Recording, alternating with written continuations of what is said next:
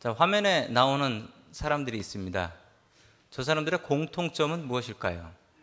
징기스칸, 등소평, 모택동, 루스벨트, 무솔리니, 레닌, 처칠, 스탈린. 예, 공통점, 모르는 사람입니다 라는 공통점이에요. 저기에다가 한 사람 더 넣으면 저도 넣을 수 있는데, 공통점이 무엇이냐면 키가 작은 사람, 키가 170이 안 되는 사람들입니다. 그런데 역사적으로 아주 유명한 사람들이죠. 아주 대단한 리더십을 가지고 있었던 사람들입니다. 성경에 키 이야기는 많이 나오지 않습니다. 키나 외모 이야기는 많이 나오지 않는데, 성경에 키 큰 사람은 별로 좋지 않은 이미지로 나온 분들이 몇 분 있습니다. 골리앗, 키 컸습니다. 사울, 키 크고 잘생겼습니다. 저에겐 큰 위로가 되는 분들입니다. 키 작은 사람은 다윗, 삭개오, 뭐 이런 사람들. 인류의 역사를 살펴봐도 키 큰 사람보다는 키 작은 사람들이 강한 리더십을 발휘한 경우가 많이 있습니다.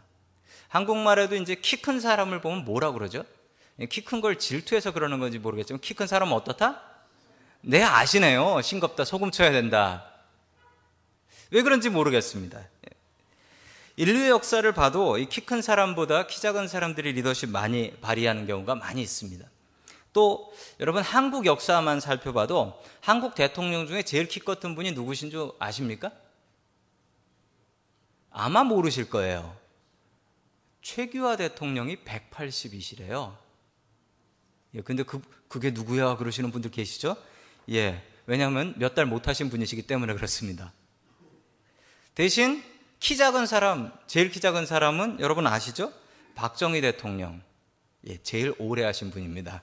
이것만 봐도 키와 리더십의 관계는 대략 연결이 되시죠? 뭐 이걸 원칙으로 세울 필요는 없겠지만, 어쨌든 키 작은 사람들이 리더십 발휘하는 경우가 참 많이 있는 것 같습니다. 오늘도 키 작은 사람 한 분이 나옵니다. 삭개오라는 분입니다. 삭개오라는 분. 키 작은 분입니다.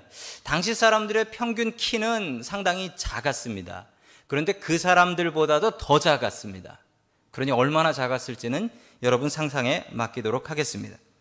오늘 삭개오의 이야기인데, 삭개오가 간절히 주님을 만나기 위해 뽕나무 위에 올라갔습니다. 그리고 주님을 만났습니다. 여러분, 오늘 우리에게 그런 노력이 있길 원합니다. 뽕나무를 올라가는 노력, 그 노력으로 주님 만날 수 있는 저와 여러분 될 수 있기를 주님의 이름으로 간절히 축원합니다. 아멘. 첫 번째, 하나님께서 우리에게 주시는 말씀은 우리는 환경을 믿음으로 극복하는 사람 되어야겠습니다. 우리는 환경을 믿음으로 극복해야겠습니다. 예수님께서 마지막으로 십자가를 지기 위해서 예루살렘으로 올라가시는 길이었습니다. 많은 사람들이 몰려들었고 그들은 호산나 호산나 하면서 예수님을 왕으로 대접했습니다. 많은 사람이 모여들면 모여들수록 그의 마음은 너무도 안타까웠고, 예수님의 마음은 사람들이 많이 모일수록 더 괴로웠습니다. 아무리 자신의 죽음과 십자가를 이야기해도 사람들은 믿으려 하지 않았고, 저 사람을 왕으로 세워서 우리 잃어버린 나라를 다시 되찾아야겠다라고 생각하는 사람들만 가득해졌기 때문이었습니다. 예수님께서는 여리고를 지나가는 길을 택하셨습니다. 우리 누가복음 19장 1절의 말씀 같이 보겠습니다. 시작. 예수께서 여리고로 들어가 지나가고 계셨다. 아멘. 당연히 여리고를 지나가야지 예루살렘으로 갈 수가 있습니다. 당시뿐 아니라 지금의 이스라엘, 예루살렘의 교통망을 살펴보면 이런 형태의 지도가 나옵니다. 자, 저것은 2000년 전의 지도지만 지금의 도로 교통망과 그다지 다르지 않습니다. 여러분, 저 가운데 여리고라는 도시가 보이실 것입니다. 저 여리고라는 도시를 통해야만 예루살렘으로 직접 올라갈 수 있습니다. 다른 데로 돌아가는 길은 있겠지만 예루살렘으로 직접 가는 바로 가장 빠른 길은 여리고에서 예루살렘으로 올라가는 길입니다. 이 길의 거리는 한 30마일 정도 됩니다. 버스로 1시간 정도를 갑니다. 30마일을 1시간 정도 가는 이유는 이 길이 무척 꼬불꼬불하고, 그리고 이 길이 무척 높이 차이가 심하기 때문입니다. 저 여리고라는 도시는 마이너스 400m입니다. 말도 안 되는 도시죠. 물 밑으로 400m를 들어간 도시고요. 예루살렘은 물 위로 800m 올라간 도시입니다. 1200m를 1시간 동안 올라가는 그런 길입니다. 아주 험한 길이고 버스를 타고 혹은 차를 타고 올라가면 계속 귀가 아픕니다. 계속 귀가 아파요. 1200m를 올라가야 되니까요. 여리고는 게다가 종려의 성읍이라고 합니다. 팜트리가 많이 있었다고 해요. 팜트리가 많았던 이유는 저기에 오아시스가 있기 때문입니다. 그 지역에 유일하게 저 지역에 오아시스가 있어서 저기를 지나가는 사람들은 저 여리고라는 도시를 거치지 않을 수가 없었습니다. 거기 가서 낙타한테 물도 줘야 되고 자기 먹을 것도 챙겨야 되고, 여리고는 그래서 참으로 중요한 상업적인 도시였습니다. 그리고 저 여리고는 인류 역사상 가장 오래된 도시이기도 합니다. 성경 역사상이 아니고 인류 역사상 가장 오래된 도시가 저 여리고라는 도시입니다. 죽음으로 향해서 가는 예수님의 마지막 길, 예수님께서는 그 길에서 무엇을 하고 싶으셨을까요? 여리고에서 어떤 사람 하나를 만나길 원하셨고 그 사람을 구원하기를 원하셨습니다. 바로 그 사람이 삭개오라는 사람입니다. 다 함께 누가복음 19장 2절과 3절의 말씀을 같이 보겠습니다. 시작. 삭개오라고 하는 사람이 거기 있었다. 그는 세관장이었고 부자다. 삭개오는 예수가 어떤 사람인지를 보려고 애썼으나 무리에게 가려서 예수를 볼 수 없었다. 그가 키가 작기 때문이었다. 아멘. 자, 삭개오의 직업은 세리였다라고 이야기를 합니다. 세리는 영어로 이야기하면 텍스 콜렉터죠. 세금을 걷는 사람입니다. 헬라어로는 텔로네스라고 하는데, 자, 당시에 이 세금 걷는 사람들은 좋은 사람들이 아니었습니다. 그리고 세금 걷는 사람들은 당연히 죄인이라고 했습니다. 왜 죄인이냐고요? 도둑놈이니까요. 도둑질을 했으니까요. 당시의 시스템을 생각하시면 이 사람들이 어떻게 도둑질을 했는지 알 수가 있습니다. 여러분, 지금으로부터 2000년 전입니다. 주민등록이 있을까요? 소셜 시큐리티 넘버가 있을까요? 아이가 태어나면 어디서 태어날까요? 산부인과에서 태어나서 등록될까요? 아니요. 집에서 나타 살면 사는 거고 죽으면 죽는 겁니다. 자, 그러면 사람이 얼마 있는지 나라에서 모릅니다. 나라에서 몰라요. 그래서 누가복음에 보면 그때 가이사 아구스토가 천하로다 호적하라라고 했습니다. 어떻게든 사람 수를 세야지 거기다가 뭘 먹여요? 사람 수대로 텍스. 사람 수에다가 텍스를 먹일 수 있는데, 사람마다 텍스를 먹일 수 있는데 몇 명 있는지는 몰라요. 여러분, 그럼 여기서 세리의 역할이 중요합니다. 누가 그 집에 몇 명 있는지 아냐면 세리가 합니다. 세리가 발품 팔아서 가가호호 방문해요. 가보면 사람들이 있잖아요. 5명 살아요. 그럼 1인당 100불이라고 생각해요. 그러면 5명이니까 500불이에요. 500불 내 받습니다. 그리고 장부에다가는 2명 적습니다. 그럼 300불은 누구 거 되죠? 세리 겁니다. 게다가 이 여리고라는 도시는 아까 말씀드린 대로 교통의 요지여서 상업하는 사람들이 낙타 타고 많이 지나갔어요. 그럼 그 사람들한테 통행세를 받아요. 그리고 그 사람들한테 물건 팔면 물건 판 것에 대한 돈을 또 받아요.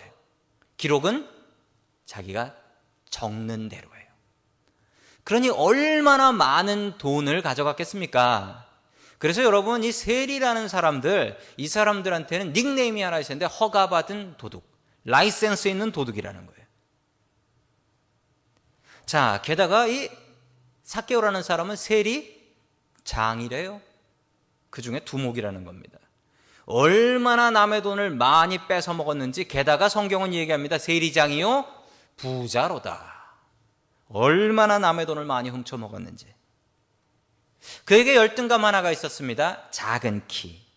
작은 키. 키가 작아서 아주 컴플렉스가 많이 있었다라는 겁니다.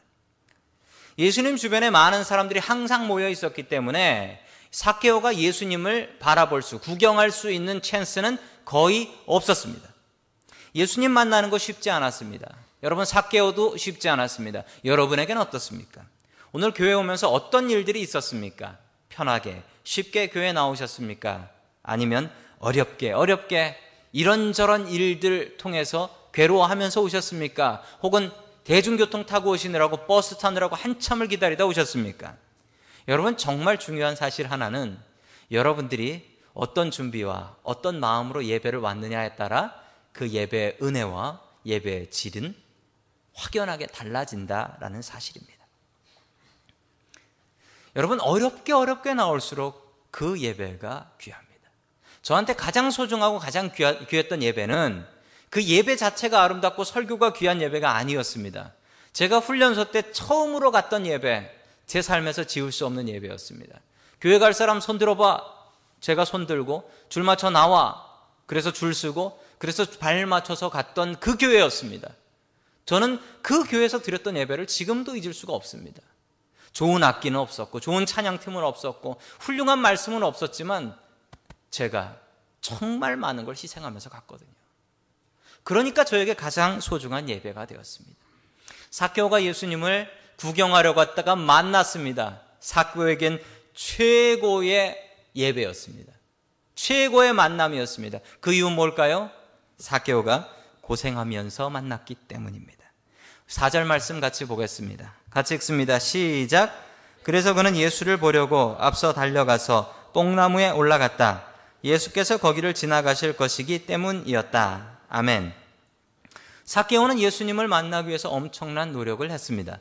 자, 삭개오가 노력한 그 뽕나무, 지금은 볼 수 없지만 그 지역에 자라는 여리고의 뽕나무가 있습니다. 실제로 그 성지 순례를 가보면 삭개오 뽕나무라는 나무입니다. 그래서 저렇게 보관을 하고 있는데 저 지역에서 제일 큰 뽕나무예요. 자, 저 뽕나무의 높이는 한 11m 정도까지 자란다고 합니다.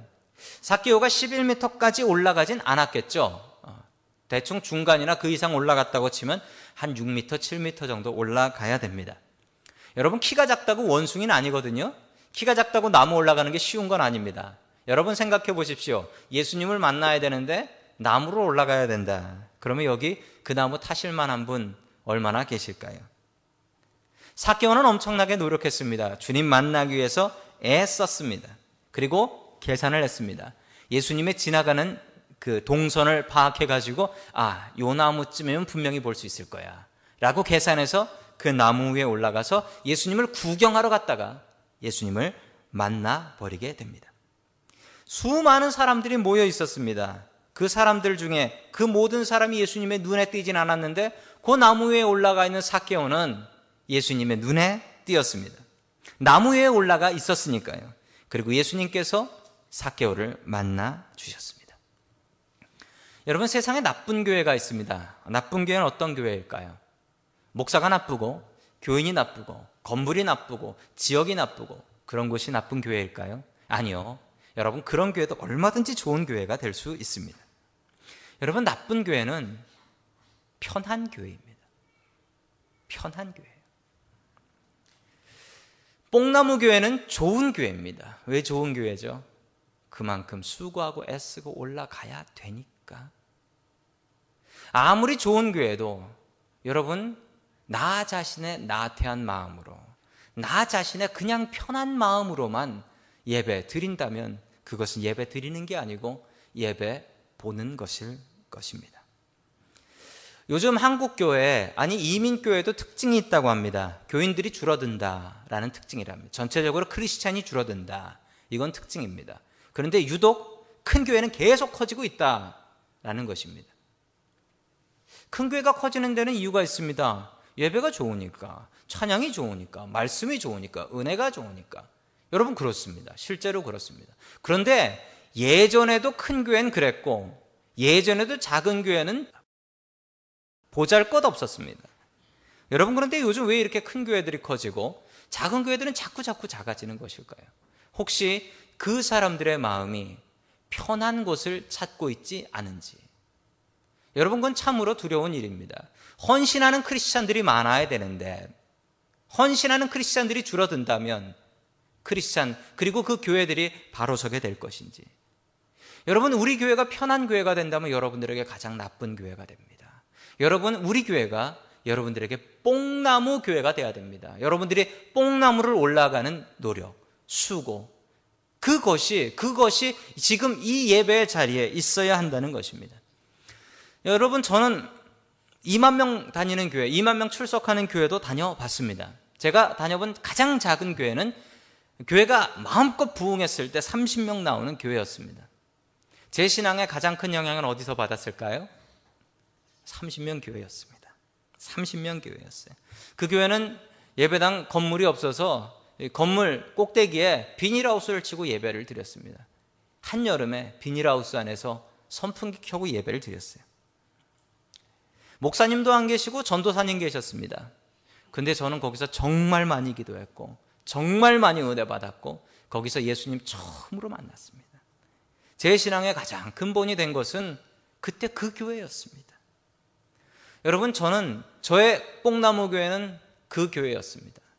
여러분의 뽕나무 교회는 어디입니까? 그 뽕나무 교회가 우리 교회가 될 수 있기를 주님의 이름으로 간절히 축원합니다. 아멘. 삭개오는 자신 앞에 있는 어려움에 무릎 꿇지 않았습니다. 뽕나무, 내 올라간다. 키 작으면 올라가서 예수님 만날 거다. 여러분, 그 노력 가지면 예수님 만날 수 있습니다.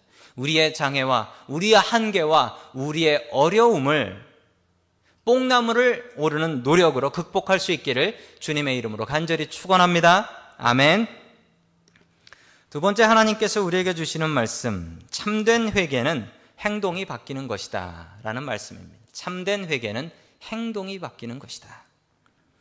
누가복음에는 별명이 여러 개가 있습니다. 이방인, 외국인을 위한 복음서다. 또 여자 얘기가 많이 나온다고 해서 여자들의 복음서다. 또 하나의 별명은 돈 얘기가 많이 나온다고 해서 누가복음은 돈 복음서다 라는 별명들이 있습니다. 정말로 누가복음에는 돈 얘기가 많이 나옵니다. 퀴즈 내볼까요? 여러분, 부자와 나사로의 이야기가 어디에 나올까요? 돈 얘기죠? 누가복음입니다. 돈 얘기 생각하면 누가복음이구나 이렇게 생각하시면 항상 맞는 건 아니지만 거의 맞습니다. 예수님께서 삭개오를 발견하시고 삭개오를 부르십니다. 우리 5절 말씀 같이 보겠습니다. 시작. 예수께서 그곳에 이르셔서 쳐다보시고 그에게 말씀하셨다. 삭개오야, 어서 내려오너라. 오늘 내가 내 집에 묵어야 하겠다. 아멘. 예수님께서 이름을 아십니다. 벌써 삭개오의 이름을 아십니다. 그 나무 위에 있는 그 조그마한 사람, 그 사람의 이름을 아시고 삭개오를 부르십니다. 이전에 삭개오를 만나신 기록이 없습니다. 삭개오를 미리 만나서 아실 가능성은 하나도 없습니다. 미리 알면 찾아가서 만나죠. 왜 나무 꼭대기에 올라갑니까? 그런데 예수님께서 이름을 아세요? 이름을 아시고 삭개오야, 어서 내려오너라. 오늘 내가 내 집에 묵어야 하겠다라고 이름을 부르고 말씀해 주십니다. 여러분, 반대로 이 삭개오라는 이름을 빼고서 생각해 보시면 어떨까요? 거기 키 작은 친구, 오늘 내가 내 집에 묵어야겠으니까 내려와라. 이렇게 얘기하면 어떨까요? 내려는 오겠지만 그다지 기분은 좋지 않을 것입니다. 나무에 매달려서 보고 있었던 삭개오의 가슴이 철렁한 일이었습니다. 내 이름을 어떻게 알지? 아니, 당연히 아시죠. 우리를 만드신 하나님이신데. 우리 부모님이 제 이름 짓기 전부터 제 이름과 저를 알고 계신 하나님이자 예수님이신데 그분이 어찌 모르시겠습니까? 이름을 불러주세요. 저는 그래서 예수님이 참 좋아요. 이름을 불러주세요. 어이 거기라고 하지 않고 이름을 불러주세요. 제가 이름을 참 중요하게 생각하는 계기가 된 일이 있습니다. 저는 목회하면서 제일 중요하게 생각하는 게 이름 기억하는 일입니다. 그래서 새로 오신 분들이 계시면 그분들의 이름을 기억하려고 정말 애쓰고 줄 쳐가면서 이름 써가면서 외우고, 그리고 제가 그 이름 정리하는 장부가 있는데 거기다가 새로 만나신 분은 사진을 붙이든지 아니면 거기다가 그림을 그리든지 아니면 특징을 적든지라도 해가지고 무조건 기억하려고 애를 씁니다. 이게 저한테 정말 중요한 거거든요. 제가 이렇게 된 이유가 있습니다. 제가 대학교를 졸업하고서 대학 졸업을 이제 4년을 그냥 다녔어요. 저희 과가 작은 과예요. 제가 이제 사회복지를 전공했는데 딱 40명. 그 중에 남자 중에 군대 안 가고 4년 그대로 다닌 사람은 몇 명 되지도 않아요. 근데 제가 졸업을 앞두고 저를 지도하시는 저의 담임 교수님을 찾아갔습니다. 담임 교수님을 찾아가서 인사를 드렸더니 담임 교수님께서 저한테 뭐라고 하셨는지 아세요? 뭐라고 하시냐면 이렇게 말씀하셨습니다. 자네는 누군가? 라고 하셨어요. 기가 막히더라고요. 이거 교수님의 기억력도 문제가 되지만 근데 저는 솔직히 중고등학교 때도 그랬거든요. 여러분 맨 뒤에 앉아서, 학생들 특히 주의하십시오. 맨 뒤에 앉아서 질문 안 하고 있으면 제꼴 당합니다. 제가 처음 전도사를 했을 때 일입니다. 처음 전도사를 했을 때 그 교회 담임 목사님이 완벽한 대머리셨습니다. 그분 취미는 교인들 없을 때 그 본당 가장 큰 전신 거울에서 머리 빗는 일을 그렇게 하셨어요. 제가 그날 평일날인데 교회를 갔는데 목사님께서 열심히 머리를 빗고 계시더라고요. 가서 넙죽 인사를 했습니다. 그 거울에 대고 이제 인사를 한 거죠. 거울 보고 계시니까. 목사님 안녕하세요. 그렇게 인사했더니 목사님께서 저한테 뭐라고 하셨는 줄 아세요? 이렇게 얘기하셨습니다. 우리 교회 청년인가? 라고 하셨어요. 그 전도사 딱 5명 있었는데 5명에서 우리 교회 청년인가? 그래서 제가 참 많은 상처를 받았습니다. 그때부터 저는 이가 갈려가지고 나는 목회하면서 무조건 사람 이름 외운다. 그래서 지금도 많이 애쓰고 있습니다. 제가 저희 교회 교육자들이 처음 오면 제일 먼저 하는 게 교육자들, 교인들 주소록, 주구서 다 외우라고 합니다. 그리고 제가 테스트해요. 왜냐하면 사람의 이름을 기억하는 것은 너무도 중요해요. 이름이 사랑이거든요. 이름이 사랑인 거예요. 여러분들이 제 자녀들을 사랑한다면 진성아, 진수야 라고 부르시겠죠. 그런데 관심이 없다면 어이 거기라고 할 겁니다. 어이 거기. 저는 여러분들을 아끼고 사랑하기 때문에 저는 절대로 여러분들을 어이 거기라고 부르지 않고 이름을 꼭 부릅니다. 이름을 꼭 불러드립니다. 예수님께서는 삭개오의 이름을 불러주셨습니다. 오늘 예수님께서 여러분들의 이름을 부르시고 찾아오십니다. 어떻게 할까요? 이름 부르고 찾아오시는 사랑의 주님께 우리의 마음의 문을 열 수 있기를 주님의 이름으로 간절히 축원합니다. 아멘. 자, 오늘 설교 제목이 참된 진정한 회개입니다. 회개가 뭘까요? repentance라고 하기도 하고 히브리어로 보면 슈브라고 있습니다. 슈브. 정말 슈브라는 말의 뜻은 뭐냐면 유턴을 한다는 말이에요. 내가 가던 길을 회개하면 살짝 바꿔서 다른 길로 가는 게 아니라 가던 길을 완전히 180도 돌려서 다시 반대의 길로 걸어간다. 이게 회개입니다. 여러분, 잘못된 회개에 대한 생각이 있습니다. 회개는 마음이 뜨거워지는 거야. 회개는 가슴이 찔리는 거야. 회개는 설교 듣다 눈물 나는 거야. 여러분, 그건요, 회개가 아니고 그건 회개의 시작입니다. 그건 회개의 시작이에요. 이게 회개의 끝이 아닙니다. 여러분, 우리가 회개한다라는 것은 예배가 회개의 끝이 아닙니다. 여러분, 참회 기도했으면 나가서 그렇게 살지 마세요. 나가서 그렇게 살지 마세요. 여러분, 그게 진짜 회개입니다.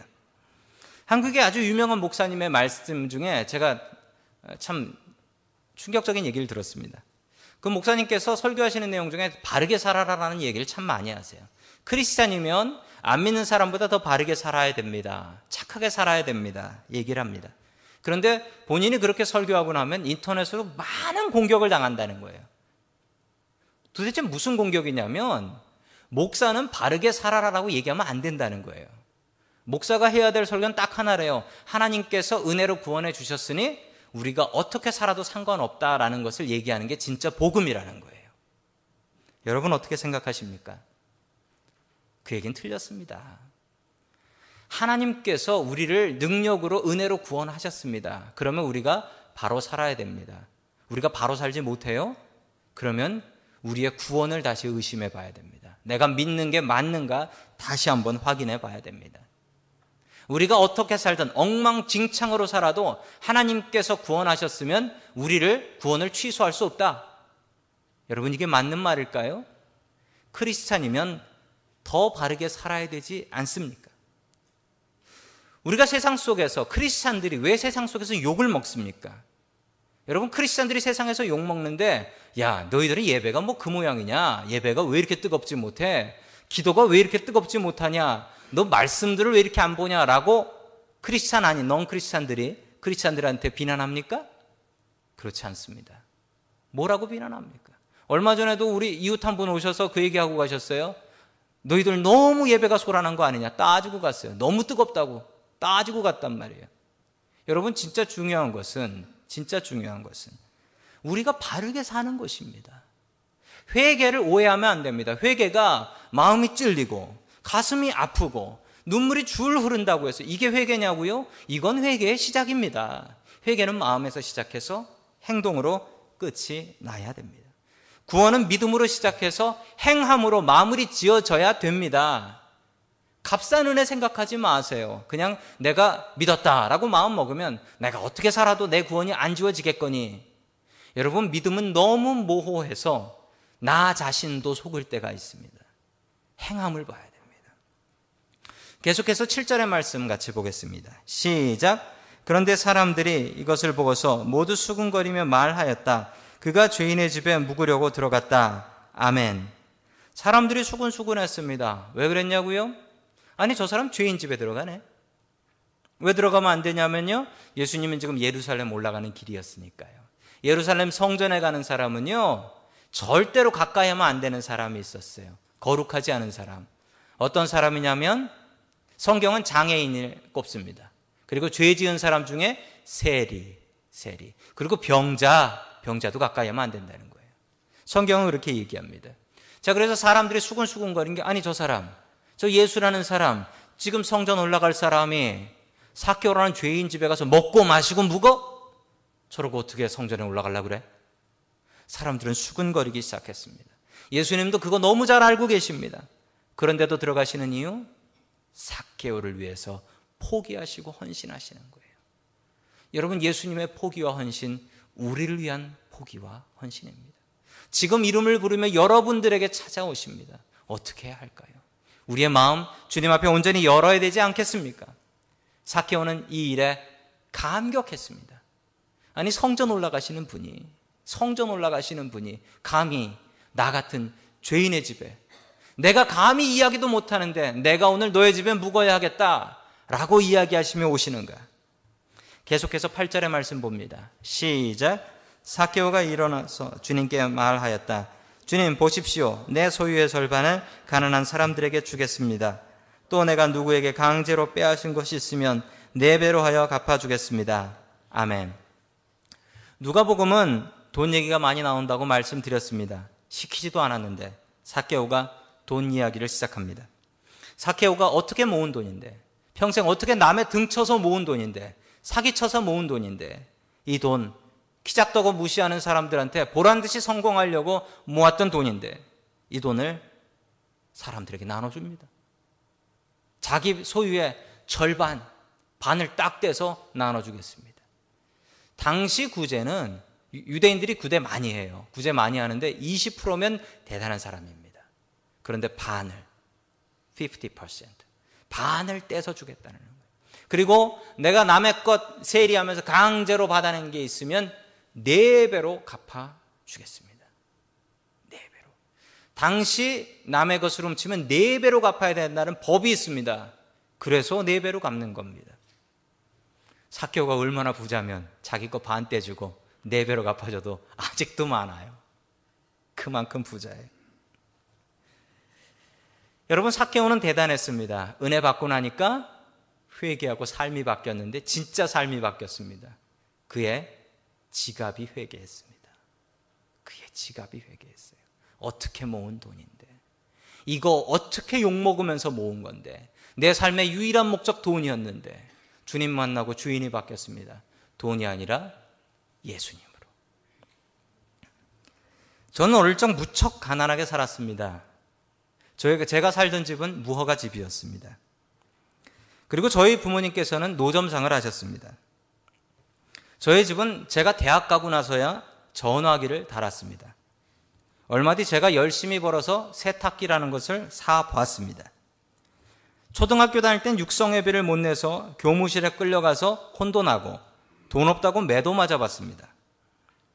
돈 없이 학교 가는 게 너무 싫었습니다. 학교 가면 매 맞으니까요. 돈 없어서 매 맞고 숙제 안 해서 또 매 맞고, 그래도 학교를 갔습니다. 집에 있으면 더 많이 맞으니까요. 대학 졸업하고 군대를 갔습니다. 보통 대학 때 군대를 가는데 저는 대학 졸업하고 갔습니다. 그 이유는 돈 때문에 그랬습니다. 등록금 비싸지기 전에 한 푼이라도 쌀 때 맞춰야 된다는 사명을 갖고 4년을 그냥 다녔습니다. 다행히 제가 졸업할 때까지 100만 원도 안 넘었습니다. 군대를 장교로 갔습니다. 병장보다 중위가 월급이 많기 때문에 갔습니다. 돈 때문에 갔습니다. 군대 제대하고 회사에 취직했습니다. 여러 회사에 어플라이했습니다. 그중에 한 회사를 갔는데 그 회사가 제가 취직한 회사 중에 제일 돈을 많이 주는 회사였기 때문이었습니다. 제 전공도 맞지도 않고 제가 좋아하는 회사도 아니었지만 돈 많이 줘서 그냥 거기 갔습니다. 신학교 갈 마음을 회사 다니는 중에 저에게 주셨습니다. 정말 어려웠습니다. 저는 돈 보고 살았거든요.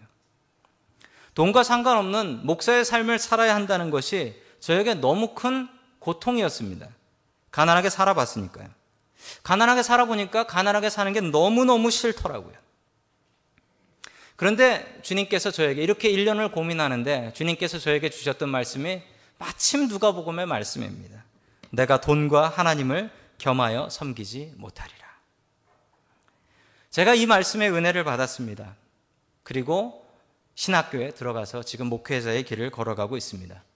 예상했던 것처럼 목회자로 사는 것은 돈하고는 상관없이 살아가는 것입니다. 여러분, 제가 언제라도 조금이라도 돈으로 타락했다라고 생각하시면 어느 누구라도 좋습니다. 옐로우 카드 들고 저에게 경고해 주십시오.